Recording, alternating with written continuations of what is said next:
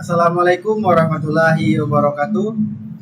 Perkenalkan, nama saya Kenjiro dengan NIM 2425452117. Program studi pengelolaan agribisnis kelas A. Di sini saya akan menjelaskan tentang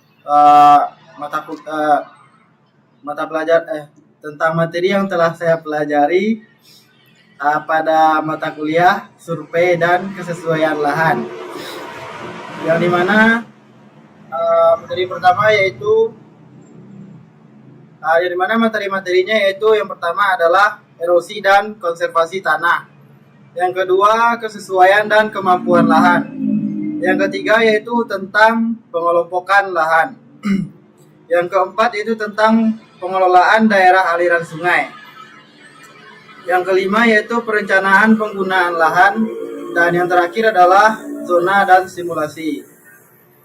Baik, materi pertama yaitu tentang erosi dan konversi tanah, yang dimana pengertian erosi itu sendiri adalah proses pengikisan lapisan permukaan tanah oleh angin, air, atau aktivitas manusia, yang dimana faktor penyebab erosi meliputi ada faktor alami yaitu curah hujan yang tinggi, kemiringan lereng, dan jenis tanah.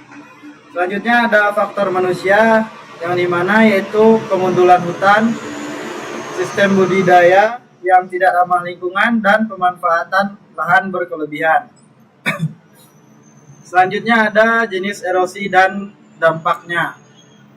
Yang pertama yaitu erosi percikan atau splash erosion, yang dimana akibatnya adalah tetesan hujan yang menghantam tanah. Yang kedua erosi lembar, sheet erosion, tanah terkikis secara merata.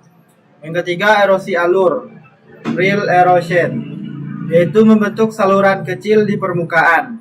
Yang keempat erosi parit, yaitu gully erosion, terbentuk saluran besar dan dalam. Dampaknya yaitu menurunkan kesuburan tanah, sedimentasi sungai, dan kerusakan ekosistem. Selanjutnya yaitu teknik konservasi tanah. Yang pertama ada teknik mekanisme terasering, membentuk pundakan pada lereng, hulu dan saluran air untuk mengatur aliran permukaan. Yang kedua teknik vegetatif, penanaman tanaman penutup tanah dan akar kuat.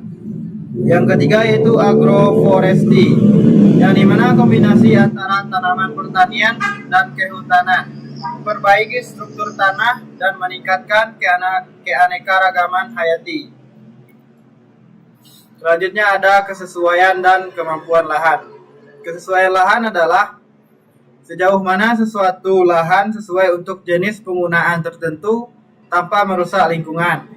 Kemampuan lahan adalah daya dukung lahan secara permanen untuk digunakan tanpa menimbulkan degradasi.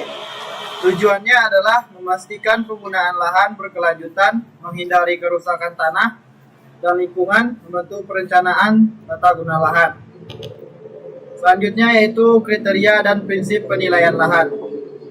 Kriterianya yaitu kriteria fisik, topografi, tekstur, struktur tanah, drainase, dan kedalaman efektif. Yang kedua itu kriteria kimia, pH tanah, kandungan unsur hara, kejenuhan basah, dan bahan organik. Selanjutnya ada prinsip dasar evaluasi. Yang pertama itu objektif dan ilmiah. Yang kedua berdasarkan data primer dan sekunder. Yang ketiga dibandingkan dengan kebutuhan tanaman atau aktivitas tertentu. Selanjutnya ada pengelompokan lahan berdasarkan kesesuaian. Jika lahan tersebut sangat sesuai maka diberi tanda S1, dan jika cukup sesuai maka diberi tanda S2, dan jika marginal diberi tanda S3, dan jika tidak sesuai diberi tanda N. Selanjutnya ada pengelolaan daerah aliran sungai, DAS. Daerah aliran sungai adalah suatu wilayah daratan yang airnya mengalir dan bermuara ke sungai utama. Fungsi adalah menampung utama, DAS menyimpan dan mengalirkan air hujan dan juga menyediakan air untuk irigasi, domestik dan industri, serta mendukung keanekaragaman hayati. Masalah umum DAS yaitu sedimentasi, degradasi lahan, banjir, dan kekeringan. Selanjutnya ada peran DAS dalam pengolahan lahan. Yang pertama, DAS berperan penting dalam sistem pertanian terpadu. Yang kedua, menentukan pola drainase dan irigasi alami. Yang ketiga, menjadi dasar dalam pengelolaan konservasi tanah dan air. Yang keempat, DAS yang buruk sama dengan erosi dan bencana lingkungan. Selanjutnya ada perencanaan penggunaan lahan, yang dimana prinsip dan tahap-tahapan perencanaan. Prinsipnya adalah efisiensi, berkelanjutan, konservasi, dan partisipasi.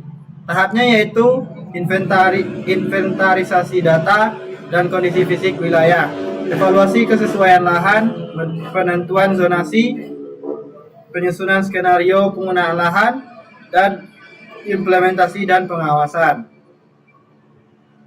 Selanjutnya ada zonasi dan simulasi. Zonasi dan model simulasi penggunaan lahan. Zonasi adalah pembagian lahan berdasarkan fungsi dan potensi. Contoh, zona pertanian, konservasi, pemukiman. Yang kedua yaitu model simulasi, yaitu alat bantu untuk meramalkan dampak penggunaan lahan terhadap lingkungan. Tujuannya menghindari konflik penggunaan lahan dan mendorong efisiensi. Baik, selanjutnya yaitu tentang kesimpulan. Kesimpulannya adalah pengelolaan lahan yang baik sangat penting untuk menjaga produktivitas tanah dan kelestarian lingkungan.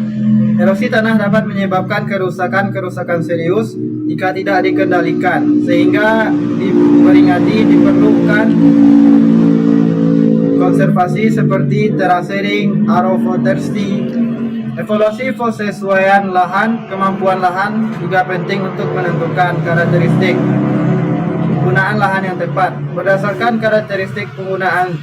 Selain itu, daerah aliran sungai berperan penting dalam penggunaan lahan, pengelolaan air dan lahan. Perencanaan penggunaan yang mempertimbangkan fungsi DAS, zonasi wilayah, dan prinsip. Dengan pendekatan efisien rolling bermanfaat jangka panjang. Baik, hanya sekian yang dapat saya sampaikan. Terima kasih. Wassalamualaikum warahmatullahi wabarakatuh.